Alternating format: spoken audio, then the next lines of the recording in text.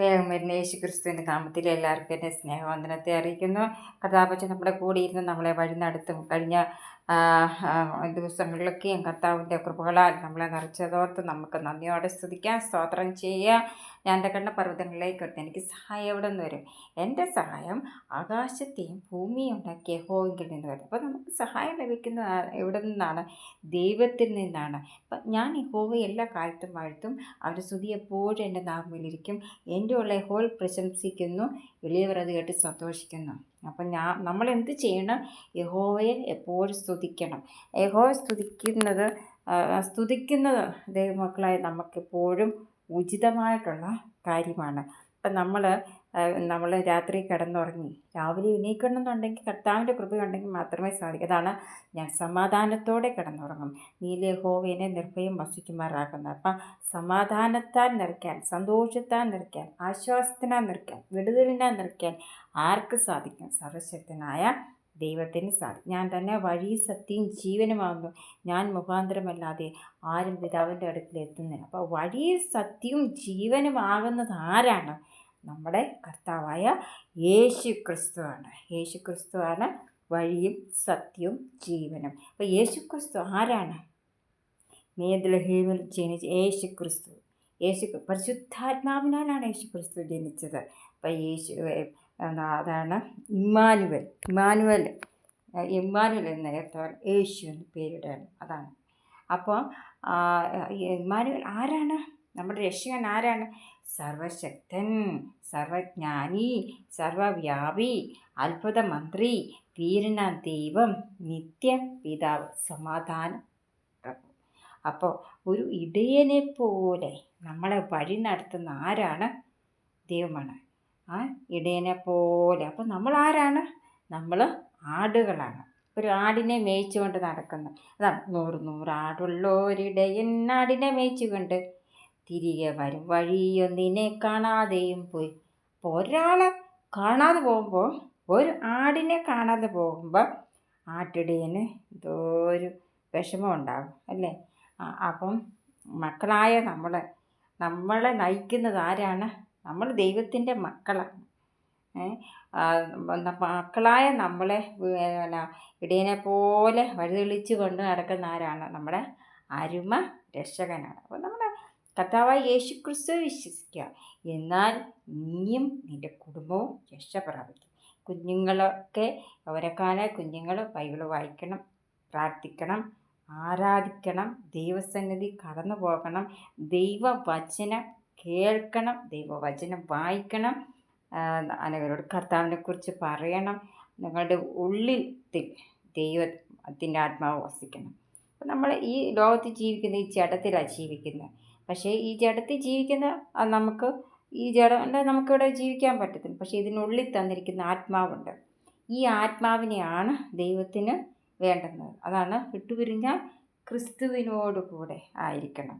അപ്പോൾ ക്രിസ്തുവിനോടുകൂടി നമ്മൾ വസിക്കണം എന്നുണ്ടെങ്കിൽ ഞാൻ ഈ പറഞ്ഞ കാര്യങ്ങളൊക്കെ ചെയ്തെങ്കിലേ ഒക്കത്തുള്ളൂ. കർത്താവ് ജനിക്കുന്ന ഓരോരുത്തർക്കും വാസസ്ഥലമുണ്ട്. അതിൻ്റെ വീടുകളിൽ പണിതുകൊണ്ട് ആ പണി പൂർത്തീകരിക്കുമ്പോൾ നമ്മളെ ഓരോരുത്തരെയും ദൈവം തമ്പുരാൻ വിളിക്കും. നമുക്കെന്നും ഈ ലോകത്ത് ജീവിക്കാൻ പറ്റത്തില്ല. കർത്താവ് തരുന്ന ആയുസ് വരെ നമുക്ക് എത്ര ആയുസ് തരാം. ആയുസ് കൊണ്ട് നമ്മൾ ആത്മീയമായി നേടിയെടുക്കാവുന്ന കാര്യങ്ങൾ നമ്മൾ നേടിയെടുത്തെങ്കിലേ ഒക്കത്തുള്ളൂ. അപ്പം നമ്മൾ ഒന്നാം സ്ഥാനം ആർക്ക് കൊടുക്കണം? ദൈവത്തിന് കൊടുക്കണം. അന്നേരം ബാക്കി കാര്യങ്ങളെല്ലാം നമുക്ക് തരേണ്ടുന്നത് ദൈവം തരും. നമ്മൾ പ്രാർത്ഥിക്കും, ഇന്ന കാര്യങ്ങൾ വെച്ച് എന്താ കാര്യങ്ങളാണ് വെച്ച് അത് നമ്മൾ പ്രാർത്ഥിക്കും. പക്ഷെ അത് തരേണ്ടുന്നത് കറക്റ്റ് സമയത്ത് ദൈവം തമ്പുരാൻ നമുക്ക് തരും. ഞാൻ വളരെ ഹാപ്പിയാണ്. എന്തുകൊണ്ടാണെന്നറിയോ? ഞാൻ എൻ്റെ കർത്താവിൻ്റെ വചനം വായിക്കും. അതെനിക്ക് ഭയങ്കര തൃപ്തിയാണ്. എനിക്ക് എൻ്റെ കർത്താവിൻ്റെ വചനം കയ്യിലെടുക്കുന്നതും വായിക്കുന്നതും എനിക്ക് ഭയങ്കര സന്തോഷമാണ് അതിൽ ലഭിക്കുന്നത്. പിന്നെ ഞാൻ കർത്താവിനോട് പ്രാർത്ഥിക്കും. പിന്നെ കർത്താവിൻ്റെ സന്നിധി കടന്നു പോകും.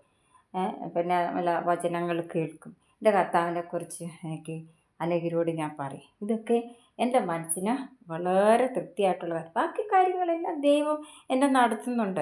അതിൽ ഞാൻ വളരെ സന്തോഷവതിയാണ്. ഇത്രത്തോളം കൊണ്ടുവന്ന ദൈവത്തിന് ഞാൻ എത്രമാത്രം നന്ദി പറഞ്ഞാലും മതിയാകത്തില്ല. അത് എൻ്റെ വ്യക്തിപരമായ കാര്യമാണ് ഞാൻ പറയുന്നത്.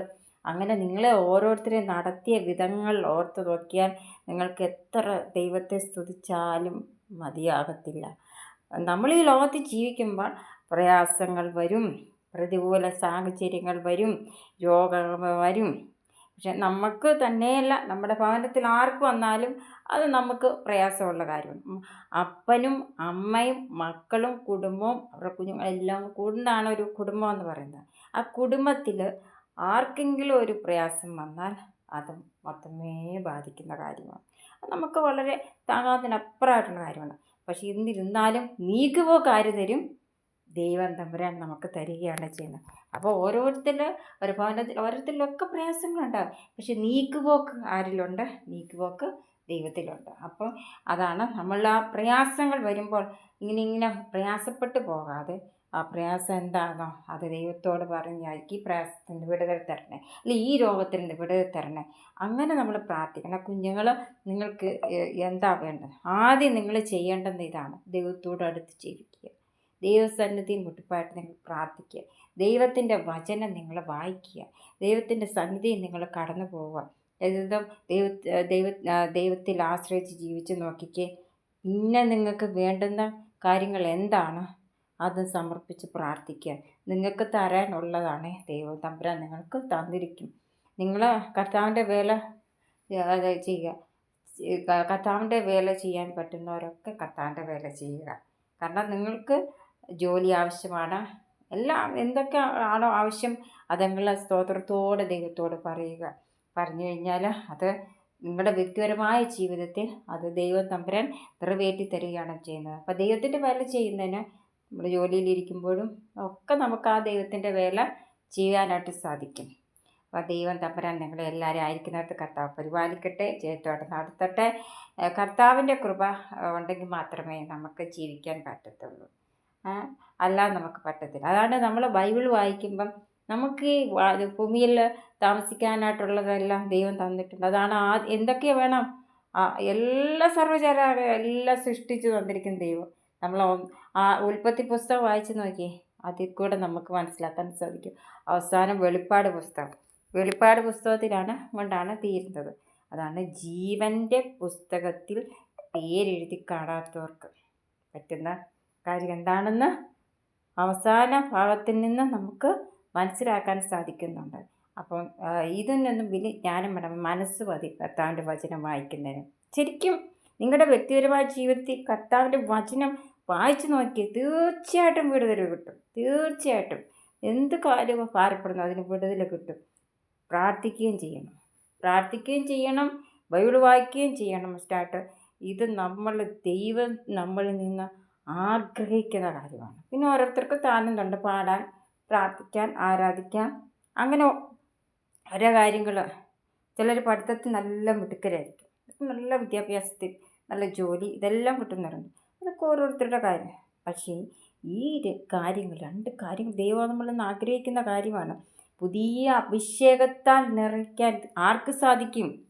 ദൈവത്തിന് അഭിഷേകത്തിൽ നിറഞ്ഞങ്ങോട്ട് നമ്മൾ ആത്മാവിലായി കഴിയുമ്പോൾ നമ്മൾ ആൾ മാറിയവരെ പോലെ പുതിയ അഭിഷേകത്താൽ നമ്മൾക്ക് ഒരു ദിവസം 2 ദിവസം കൊണ്ടൊന്നും അത് കിട്ടത്തില്ല. കാത്തിരുന്നാണ് നമ്മൾ ആ രക്ഷയിൽ പ്രാപിക്കേണ്ടത്. എല്ലാവരും ദൈവം അനുഗ്രഹിക്കട്ടെ, ജയത്തോടെ നടത്തട്ടെ. എന്നെ ഓർത്ത് നിങ്ങളെല്ലാവരും പ്രാർത്ഥിക്കുക. ഞാൻ നിങ്ങളെ ഓർത്തും പ്രത്യേകം പ്രാർത്ഥിക്കുന്നുണ്ട്. ദൈവത്തിൻ്റെ കൃപകളാൽ ദൈവം തമ്പുരാൻ എല്ലാവരും നിറയ്ക്കട്ടെ. എല്ലാവരും ആയിരിക്കുന്നിടത്ത് കർത്താവ് നിങ്ങളെ കാക്കട്ടെ. എന്നെ ഓർത്ത് നിങ്ങൾ പ്രത്യേകം പ്രാർത്ഥിക്കാം.